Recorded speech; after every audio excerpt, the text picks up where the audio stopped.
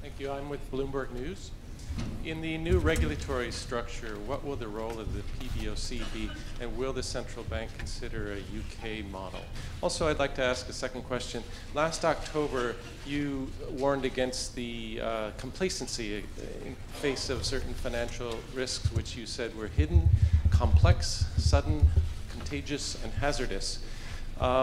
Since then, one of those risks, the outstanding debt, has only increased, albeit at a slower pace. This morning, we saw some new data showing aggregate financing up 11% again. As you prepare to step down, how would you assess those risks now? And how would you say that enough is being done to ward off the problem that you said could happen? Thank you. 你这个问题问的有点多，是吧？我怕记不住，是吧？That's a lot of questions. The reform of regulatory structure, it's still undergoing. During the last few days of MPC, deputies will have an in-depth discussion of national reform. That includes regulatory structure reform. However, some of the basic policies has been launched during last year's Central Economic Conference. The main direction has been laid out, and following that, we have established the stabilization of financial risk control department,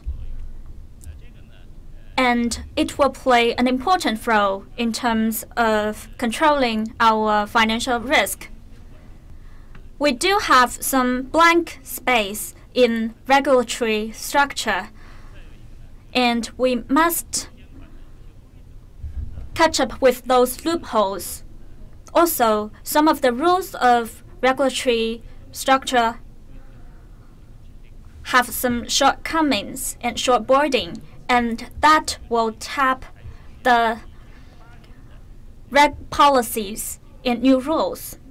There are also some existing financial risks from the financial institution or quasi-financial institution, and we must correct those misbehaviors to ensure a healthy financial market. Later on, PBOC will coordinate the enhancement of the coordination between various financial stakeholders to improve the effectiveness and efficiency. And I believe that is all aspects of regulatory structure reform. And we will look into future aspects of a further step into regulatory structure reform. And our reform is mainly based on our domestic conditions, and we will also learn lessons from the international experiences. During the referencing period, we also looked into the UK model. However, currently, we should still have a further research rather than just adapt the UK model immediately. With regard to the general debt level in China, the skyrocketing situation of debt level has been lowered down. And actually, the increase rate is lower than the nominal GDP. We will continue our effort in deleveraging.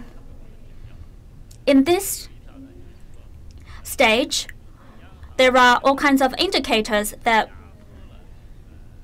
we should have a look. For example, we have put decisive effort into shadow banking, and some of the operations has go back within to the financial institution. For example, the increase of different financial institutions' financing practice is going negative rather than positive. You cannot see that as a leveraging rather than deleveraging. Our deleveraging process has been going well, and it is very promising and clear. Thank you.